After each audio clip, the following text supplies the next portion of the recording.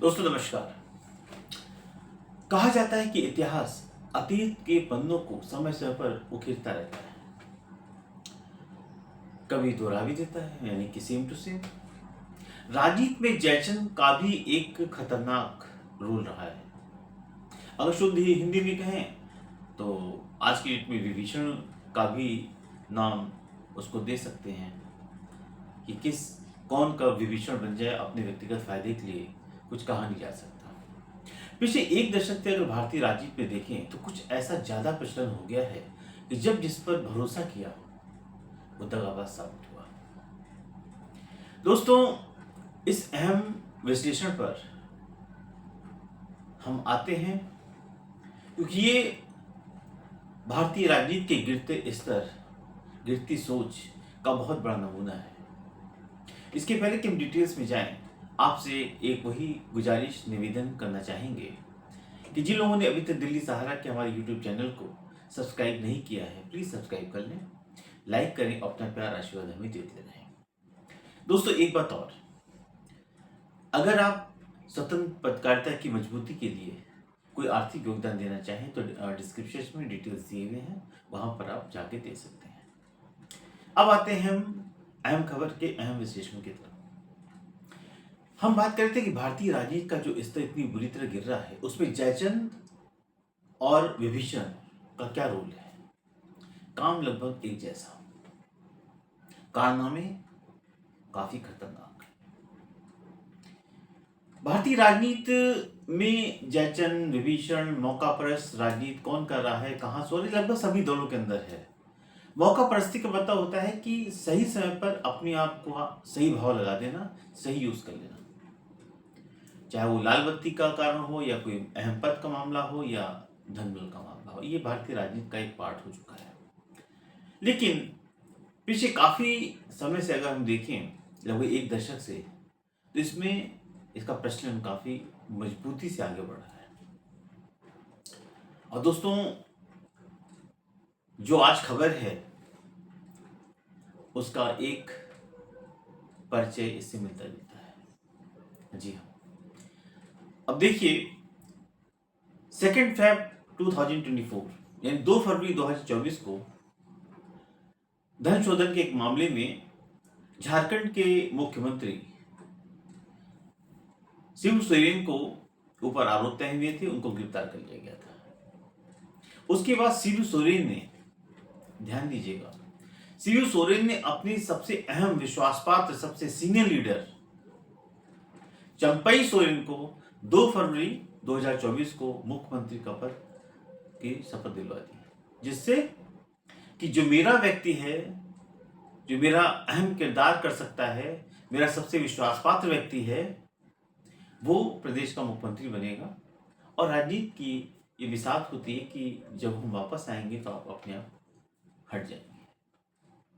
लेकिन देखिए, भारतीय राजनीति में ऐसे कई उदाहरण हैं, खासतौर से पिछले कुछ एक दशक के अंदर, जिसका मैं अभी डिटेल में जिक्र करूंगा, कि जिसको आपने, एक कहावत है ना कि शेर के मुंह में जब आदमी का खून लग जाता है तो उसको कुछ और पसंद नहीं आता।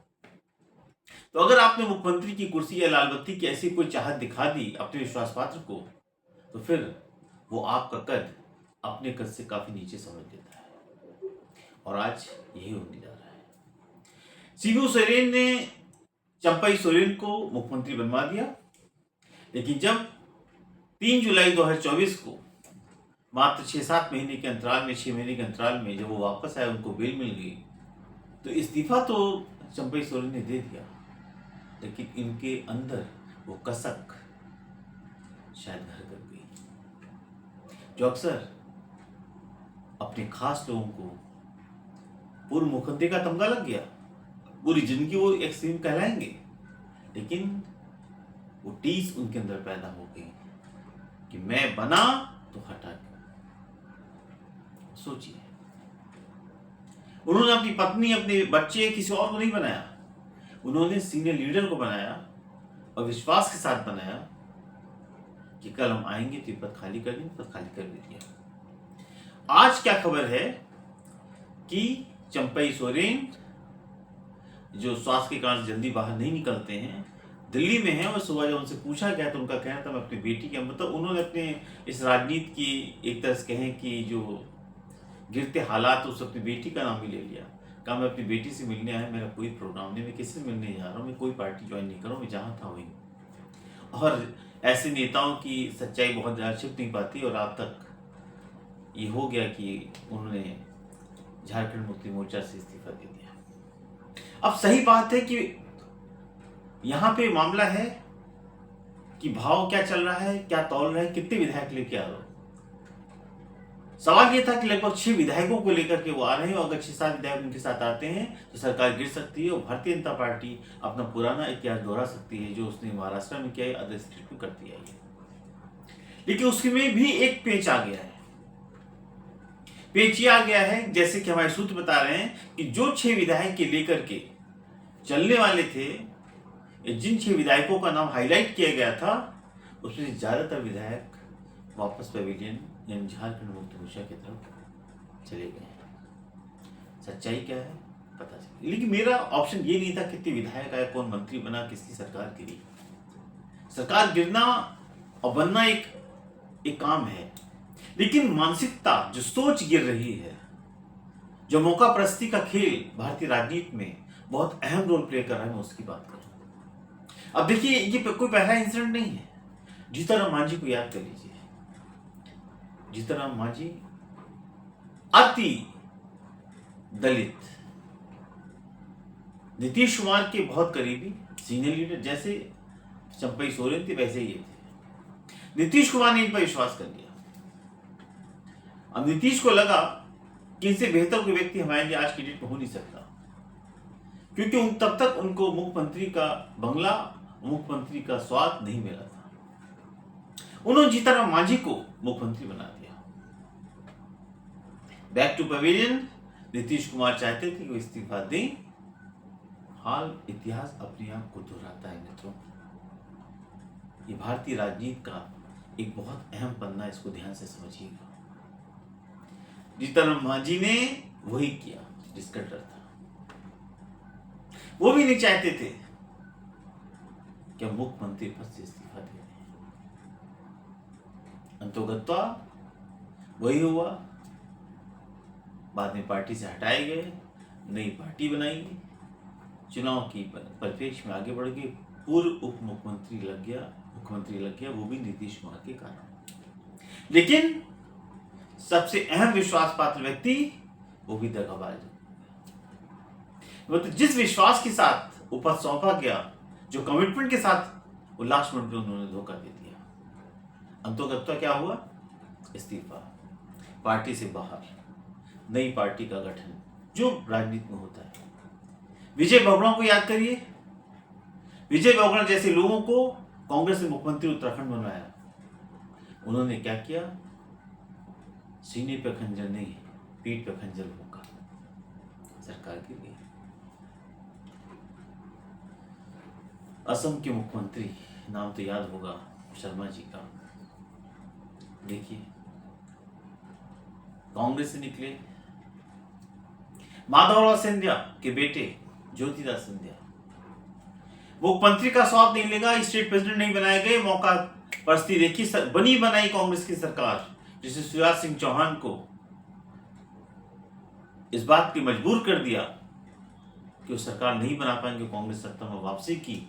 लेकिन ज्योतिदास सिंधिया जैसे लोग, जिन पर कि जो राहुल गांधी के कोर ग्रुप में आते थे, जतिन प्रसाद, आरपीएन सिंह, मौका परस्ती का खेल देखिए, ये मौका परस्ती की राजनीति देखिए कि सिर्फ लाल बत्ती के कारण और अपने जो हाव भाव का जो भी इनका गठबंधन रहा हो, कांग्रेस छोड़ के दूसरी पार्टी में गया, सरकार बना दिया। मुख्यमंत्री नहीं बने, डिप्टी चीफ मिनिस्टर नहीं बने, राजसभा में के बाद केंद्रीय मंत्री बन गए, दोबारा चुनाव लड़े, फिर जीत के आ गए। लेकिन सोच क्या थी? मसला था विश्वास और दगाबाज। खेल देखिए वही है, विश्वास, दगाबाज। जतिन प्रसाद जैसे लोग, आरपीएन सिंह जैसे लोग राहुल गांधी के कोर ग्रुप में आते थे, जिंदल जैसे लोग। क्या हुआ? जिन पर विश्वास किया उसने दगा दे दिया। अब देखिए, हम झारखंड की पहले बात कर लें कि झारखंड की जो राजनीति है, जैसे ऑपरेशन लोटस या तमाम तरह के हथकंडे चलते रहते हैं, आरोप लगाया जाता है ऑपरेशन लोटस नाम की कोई चीज है भी कि नहीं। लेकिन ये जो परिस्थितियां हैं, जैसे कि इसका साफ मतलब है कि भारतीय जनता पार्टी चाहती है कि वो झारखंड में अपनी सरकार बनाए। महाराष्ट्र में ऐसी सरकार तोड़ी गई ऑपरेशन लोटस के नाम पर। राजस्थान में बहुत कोशिश की गई, सफल नहीं हुआ, क्योंकि दोनों लड़ जरूर रहे थे आपस में, लेकिन वो भाजपा के लिए नहीं लड़ रहे थे, अपने व्यक्ति और व्यक्तित्व के लिए लड़ रहे हैं। इसलिए राजस्थान में वो सक्सेस नहीं हुई, मध्य प्रदेश में सक्सेस हुई। लेकिन महाराष्ट्र में जो ऑपरेशन लोटस हुआ, उसका हश्र भी देख लीजिए क्या हुआ। जो भारतीय जनता पार्टी 105 सीटें खुद अपने बल पे जीत सकती थी, आज उसके सर्वे बताते हैं 50, 55, 60 पे अटक रही। सरकार बनाने के लाले पड़ रहे हैं। लोकसभा के चुनाव में वहां की जनता ने दरकिनार कर दिया पूरे गठबंधन को। ऑपरेशन लोटस इसकी वजह है। तो ऐसा नहीं है कि अगर चंपई सोरेन आएंगे तो कोई झारखंड की राजनीति में ऐसा उबाल आ जाएगा, सारे वोट गिर जाएंगे, सारे विधायक आ जाएंगे और भाजपा बैठे बैठे सत्ता बना लेगी। लेकिन इसका एक मतलब और है, भारतीय जनता पार्टी को अपने नेताओं पे का विश्वास नहीं है। अर्जुन मुंडा क्या विश्वास के काबिल नहीं है? मरांडी साहब, बाबूलाल मरांडी, दोनों पूर्व मुख्यमंत्री रह चुके हैं। यानी भाजपा ये मान रही है कि उसके नेताओं का जादू खत्म हो चुका है। मरांडी साहब भी पार्टी छोड़ चुके हैं पहले। उसके नेताओं का या भारतीय जनता पार्टी के अंदर इतनी सामर्थ्य नहीं है। इसका मतलब एक ये भी निकलता है कि वो झारखंड में खुद सरकार बना सके, खुद चुनाव लड़ सके, खुद चुनाव जीत सके। इसे तोड़फोड़ की राजनीति के सहारे ही सरकार बन सकती है। ये भी एक आप गलत मैसेज जनता को दे रहे हैं। हो सकता है जनता के जहन में हो कि इस बार भाजपा को जिताना है। यही मैसेज महाराष्ट्र में गया कि आप जीत नहीं सकते, आप साम दाम दंड भेद से वहां पे सरकार बना सकते, सरकार बना ली। और लोकसभा के चुनाव का परिणाम इस बात का द्योतक है कि जनता ने आपको नकारा है। क्योंकि जनता अगर आपको जिताना भी चाहेगी तो नहीं जिताएगी, क्योंकि वो देख रही है कि आपका खुद हम पर विश्वास नहीं है। आप तो खुद ही तोड़फोड़ करके सरकार बना रहे हो। अगर हम पर फेथ है, यानी कि महाराष्ट्र की जनता पे ये जिस भी स्टेट में ऐसा हो रहा है, वहां की जनता पे आपको फेथ है, आपके लोगों ने काम किया है, तो आपको वोट मिलेगा। इसका एक गलत मैसेज। ऐसा नहीं है कि आप वहां पे चंपई सोरेन को तोड़ लिया तो आप सरकार बना लोगे और जनता शांत रहेगी, विपक्ष शांत रहेगा। ये सोरेन उनका एक वजूद है। ऐसा नहीं है कि सोरेन परिवार का एक वर्चस्व है, उसको आप नकार नहीं सकते हैं। उनकी भाभी को तोड़ लिया तो क्या सरकार बन गई? नहीं बन सकती। सवाल इस बात का नहीं है। देखिए, तोड़ फोड़ की राजनीति एक अपनी जगह है, लेकिन जो राजनीति जन्म ले रही है वो भाजपा के लिए भी कहीं ना कहीं घातक है। इस तरह की राजनीति से एक मैसेज ये भी जाता है कि भाजपा खुद अब अकेले चुनाव जीतने में सक्षम नहीं है, इसलिए ऑपरेशन लोटस का सहारा लिया जा रहा है। और जनता को मैसेज ये है कि अब हमारा विश्वास तुम पर नहीं रहा, हम तो जोड़ तोड़ के सरकार बना लेंगे, आप वोट दो या मत दो। और ऐसा मध्य प्रदेश में, ऐसा उत्तराखंड में, ऐसा महाराष्ट्र में, और आज झारखंड में इसका एक जीता जागता सबूत है। बिहार में भी ऐसा बहुत खेल हुआ है। नीतीश कुमार किसी के नहीं हो, सबके हैं। लेकिन राजनीति का स्तर देखिए कि जिस व्यक्ति के डीएनए पे सवाल उठाया जाता है वही आके चादी में गले लग जाता है। और डीएनए क्या चीज होती है ये मायने नहीं रखता। लाल बत्ती मायने रखती है नीतीश कुमार के लिए। कुछ भी हो जाए, लाल बत्ती तो मिली ना, भूल जाओ। तो सवाल इस बात का है कि अगर वो किसी को धोखा देते हैं तो आपको उससे बड़ा धोखा खाने को तैयार रहना चाहिए। रामविलास पार्टी का हाल क्या है देख लीजिए। रामविलास पासवान जी की मौत के चंद दिनों के अंदर उनके भाई ने पूरी पार्टी को तोड़ दिया अपने व्यक्तिगत फायदे के लिए। और क्या हुआ कि उस टाइम दोनों पार्टियों का, दोनों धड़ों का मजा लिया भाजपा ने। हर्ष क्या हुआ? भाजपा को भी रामविलास पासवान के बेटे के सामने नतमस्तक होना पड़ा। और जो चाचा जी थे उनकी तो राजनीति कहाँ है, वो खुद कहाँ है, उनके नेता कहाँ है, पता ही नहीं। जनता जनार्दन होती है, इस बात को समझना जरूरी है। और यही कारण है कि बिहार की राजनीति में रामविलास पासवान का वजूद था, है और फिलहाल बरकरार है। आगे क्या होगा नहीं पता। ये हर स्टेट का मामला है। इसलिए इस तरह की तोड़फोड़ के पीछे अगर एक सोच ये है कि हमें कैसी भी सरकार बनाना है, तो एक सोच ये भी होनी चाहिए कि अब जनता को मैसेज क्या देने जाते हैं। अब हम इस काबिल नहीं है कि हम खुद लड़के सरकार बना सकें, हम खुद चुनाव लड़के सरकार बना सकें। अब हमें जोड़ तोड़ करके सरकार बनानी पड़ेगी। किसी व्यक्ति का जाना एक अलग बात है। 6 विधायक आ रहे हैं, 10 विधायक आ रहे हैं, 4 विधायक आ रहे हैं, क्या हुआ? हरियाणा में क्या हुआ? जेजेपी के साथ आपका गठबंधन था, कैसे टूटा? कभी भजन लाल के बेटा, कभी चौटाला, कभी मतलब किसी भी तरह से। लेकिन भाजपा खुद ये नहीं कहती, नहीं हमें अपने आप को मजबूत करना है और सरकार बनानी है। हरियाणा का चुनाव सामने है। सर्वे चुनाव के पहले कोई भी रिपोर्ट देते रहे। बहुत से सर्वे वाले ऐसे हैं जो चुनाव का परिणाम आ जाता है तो गायब हो जाते हैं, फिर नजर ही नहीं आते, क्योंकि वो जो प्रोपेगेंडा करते रहते हैं चुनाव के पहले, वो सारे प्रोपेगेंडे सिर्फ किसी को खुश करने के लिए कहा जा सकता है, सच्चाई से परे होते हैं। ऐसे में भारतीय राजनीति में एक दो नाम और बहुत अहम रहे हैं। स्वर्गीय अजीत सिंह, उनके बेटे देखिए जयंत चौधरी ने कितना अच्छा काम किया। अंतिम समय तक ये कहते रहे कि हम समाजवादी पार्टी के साथ हैं। मौका मिला और चौनी की बात करने वाले कौन सी राजनीति उन्होंने की, चौनी छाप बनकर दिखा दिया और भाजपा के साथ चले गए। तो मेरा मानना ये है दोस्तों कि राजनीति आप करिए, लेकिन राजनीति पे एक सिद्धांत होना जरूरी है, एक वजूद होना जरूरी है, एक अहमियत होना जरूरी है। लोग कहें देखो इसकी राजनीति है। अब जिस विजय बहुगुणा की बात हम कर रहे तो था उनके पिताजी स्वर्गीय हेमवती नंदन बहुगुणा, अजीत सिंह, इन लोगों को खुद नहीं पता कि उन्होंने कितनी पार्टियां तोड़ी, कितनी पार्टियां बने, कितनी पार्टी को ज्वाइन किया। आप अगर हेमवती नंदन बहुगुणा का डिटेल्स निकाल, चौधरी अजीत सिंह का निकाल, आपको पता ही नहीं होगा कितनी पार्टियां बनाए, कितनी पार्टियां तोड़ के आगे दूसरी पार्टी में चले गए। ये राजनीति का तभी सही मायने में जो ये क्या नाम दलवा विरोधी विधेयक आया था, ये जो विधेयक लाया गया था कांग्रेस गवर्नमेंट, इन्हीं लोगों के कारण लाया गया था।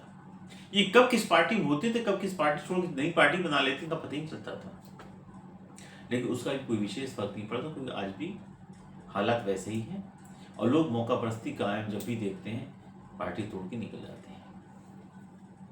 अब ये ऑपरेशन लोटस, ये तमाम ऐसी चीजें जो भी लोग अख्तियार कर रही हों, लेकिन मेरा मानना ये है कि दोस्तों झारखंड हो या महाराष्ट्र हो या आसाम हो या साउथ का कोई भी स्टेट हो, ये काम आप तमिलनाडु में नहीं कर पाते, ये काम आप आंध्रा में नहीं कर पाते, साउथ के स्टेट में नहीं कर पाते। नॉर्थ स्टेट के अंदर इस तरह की गतिविधियां बहुत होती हैं। तो निश्चित रूप से चंपई सोरेन जैसे लोग, जीतनराम मांझी जैसे लोग, विजय बहुगुणा जैसे लोग, ये हमेशा भारतीय राजनीति को विषमताओं से जोड़ते रहेंगे, संदेहास्पद स्थितियां पैदा करते रहेंगे और इनको देख करके भारतीय राजनीति में बहुत सारे लोग ऐसे ही आगे बढ़ते रहेंगे। लेकिन ये सक्सेस कितने होंगे, इस बात को देखना बहुत जरूरी है। जब जब कोई ऐसा व्यक्ति, अजीत दाता पवार को देख लीजिए, कहा जाता सबसे करप्ट आदमी थे, जब मौका पड़ा तो भारतीय जनता पार्टी ने गले लगा दिया। इसमें एक बात हम जरूर कहना चाहेंगे कि राष्ट्रीय स्वयंसेवक के जितने भी साप्ताहिक वो हैं समाचार पत्र हैं, उसने हमेशा भाजपा को आगाह किया है कि ये जो बाहर के भाड़े के नेता आते हैं, मैंने पहले भी अपने कई वीडियो में बताया है, और उनको आप सांसद मंत्री का टिकट दे देते हो, मंत्री बना देते हो, ये भारतीय जनता पार्टी के लिए सबसे बड़ा घातक चेहरा है, क्योंकि इससे कार्यकर्ता बहुत मायूस होता है। उसको वो अपनी पूरी लाइफ देता है, और पूरा जीवन देता है भाजपा को और चाहता हमें भी कल कुछ मिलेगा, लेकिन जब मिलने की बारी आती है तो ऊपर से कूदता है। जिस तरह मांझी जैसे लोग या ये कई चंपई सोरेन जैसे लोग आते ही मलाई खा के निकल जाते हैं और कल फिर दूसरी पार्टी में चले जाते हैं। आज तक भाजपा बिहार में एक ऐसा चेहरा नहीं बना पाई जो सीधे तौर पर मुख्यमंत्री अनाउंस करे, मुख्यमंत्री के नाम पे चुनाव लड़ सके। जितनी भी सरकारें बन रही हैं बिना नीतीश कुमार के भाजपा में कुछ नहीं है। अकेले भाजपा महाराष्ट्र में सरकार नहीं बना पाई। क्यों? इसका मतलब है कि उसको अपने खुद के वजूद पर भरोसा नहीं है क्या? एक बार भाजपा को, चाहे वो मराठी जनमानुस हो या कोई भी स्टेट हो, उस पर विश्वास करना सीखना पड़ेगा। और विश्वास करेगी तो हो सकता है जनता उस पर विश्वास कर जाए।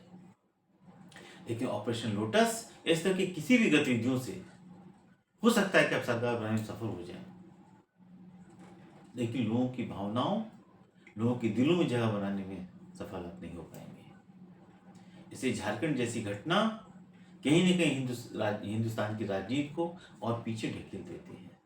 अतीत के पन्नों को जिंदा जरूर करती है, लेकिन अतीत के पन्ने कहीं बहुत खतरनाक होते हैं। उनसे बच के रहने की जरूरत होती है, क्योंकि जो आज आप कर रहे हो कल ये आपके साथ भी हो सकता है। दोस्तों, आपको ये हमारा आज का विश्लेषण कैसा लगा? कमेंट्स बॉक्स में हमें जरूर कमेंट्स करें, लाइक करें, सब्सक्राइब करें, अपना प्यार आशीर्वाद हमें देते रहें। एक बात और, अगर आप स्वतंत्र पत्रकारिता की मजबूती के लिए कोई आर्थिक योगदान देना चाहते हैं तो डिस्क्रिप्शन में डिटेल दी हुई है, आप वहाँ जाके कर सकते हैं। मैं हूँ सतीश श्रीवास्तव, कल फिर एक नए विश्लेषण के साथ आपके बीच में आऊँगा। तब तक सभी भाई बहनों को, सभी दिल्ली सहारा के प्रेमियों को, दिल्ली सहारा के व्यूअर्स को रक्षाबंधन की हार्दिक बधाई। नमस्कार।